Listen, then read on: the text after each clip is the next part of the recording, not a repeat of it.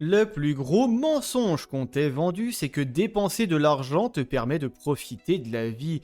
En réalité, plus tu dépenses et moins tu en profites.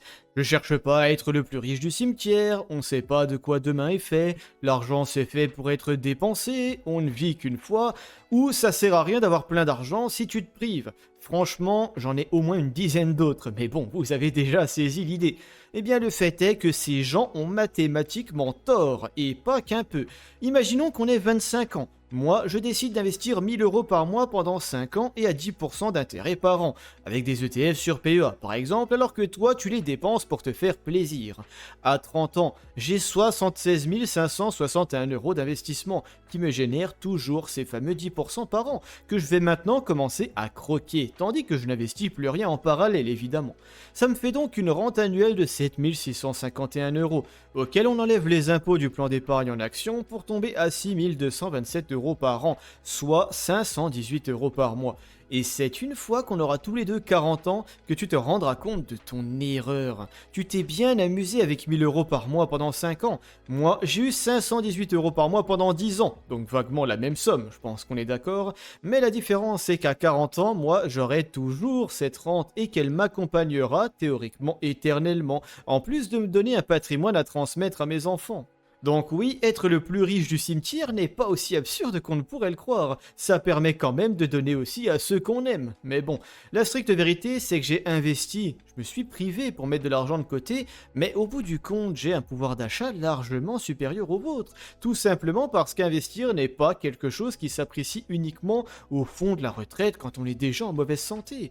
Même si vous avez 20 000 € sur votre compte là tout de suite, vous pouvez très bien acheter une nouvelle voiture ou alors les investir et obtenir une rente éternelle de 135 € par mois si on reprend le même calcul que tout à l'heure.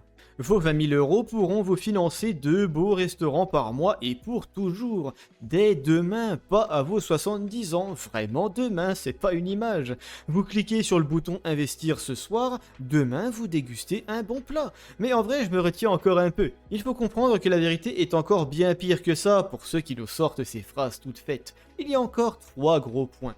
Déjà, avoir des sous diminue le niveau de stress. Vous le savez, je le sais, mais pourtant tout le monde fait comme si c'était pas le cas. Combien de personnes j'ai vu partir en vacances alors qu'ils n'avaient pas vraiment les moyens? Ils étaient super stressés avant car il fallait réunir l'argent, stressés pendant car il fallait faire attention à l'argent et stressés après car ils n'avaient plus d'argent. C'est pareil pour une voiture, pour des vêtements et pour un peu tout. Si vous n'avez pas les moyens, ces achats qui sont censés vous faire plaisir vont en fait au global vous rendre littéralement moins heureux. Mais c'est un sentiment où il faut vraiment se poser pour le comprendre, car ça va vraiment à l'encontre de tout ce qu'on pensait jusque-là. Alors que voilà, si vous faites ce genre de dépenses en ayant déjà une belle épargne de précaution et 50 000 € qui travaillent pour vous en investissement, là le sentiment est parfaitement différent. Aucun stress financier, vous pouvez apprécier votre achat tranquillement et en profiter sans la petite voix insupportable qui vous rappelle la nuit que vous êtes mal et que vous n'auriez pas dû. Deuxième gros point, c'est la retraite. On dirait que les gens qui dépensent n'importe comment partent du principe On dirait que les gens qui dépensent n'importe comment partent du principe qu'ils vont mourir avant les 64 ans, ou alors que l'État va pouvoir assumer l'entièreté de leur train de vie. Eh bien ce sera la double désillusion.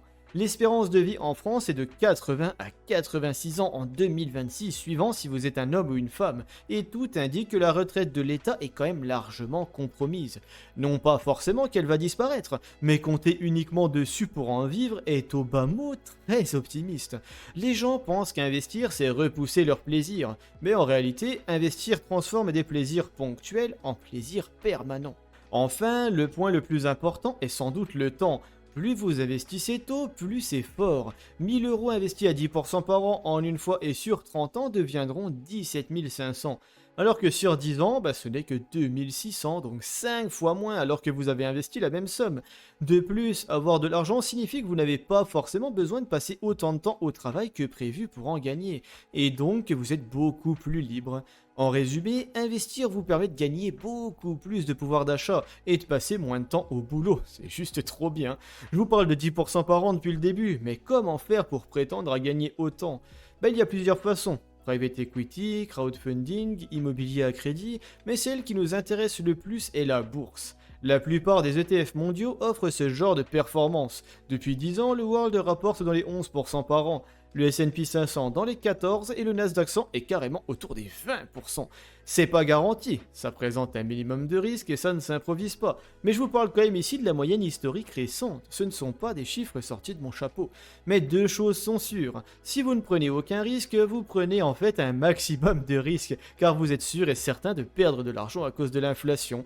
Et si vous investissez chez un mauvais courtier, eh bien vous vous ferez tellement massacrer par les frais que vous serez très loin des 10% par an, quand bien même vous investissez proprement. Si vous voulez éviter tout ça, je vous recommande quand même de jeter un œil à Lucia CNP, le sponsor de cette vidéo. C'est une assurance vie que je trouve vraiment intéressante parce qu'elle a fait le choix de rogner sur les frais plutôt que sur votre performance. Les frais de gestion sur les unités de compte sont de 0,3% par an. Il n'y a pas de frais de versement, d'arbitrage ou d'achat, et pas de frais non plus sur les ETF, et seulement 0,07% si vous achetez des actions. En plus, vous avez accès à plus de 1200 supports, avec des ETF World, le Nasdaq 100, les marchés émergents, un certificat or, la SCPI Hirokozen sans frais d'entrée et plein d'autres choses encore. Largement de quoi construire un portefeuille ultra solide. Et si vous passez par mon lien en description, avec un premier versement d'au moins 500 €, vous récupérez 50 € offerts. En tout cas, vous aurez compris que oui, c'est très intéressant d'être le plus riche du cimetière, que la plupart du temps on sait très bien de quoi demain est fait, que l'argent n'est pas fait pour être dépensé mais pour travailler pour vous et que c'est parfaitement utile et même intelligent de se priver un peu pour avoir plein d'argent, car au bout du compte c'est justement comme ça que vous vous priverez le moins. Donc, si vous voulez commencer de la façon la plus efficace possible et surtout très rapidement, eh bien réservez un call diagnostic. C'est gratuit et on discutera ensemble pendant 30 minutes de votre situation, de votre patrimoine et des pistes d'amélioration. Plus d'infos sur mon site en description. Je vous invite en tout cas à aimer la vidéo si elle vous a été utile et à vous abonner à la chaîne si mon contenu vous plaît. Ciao.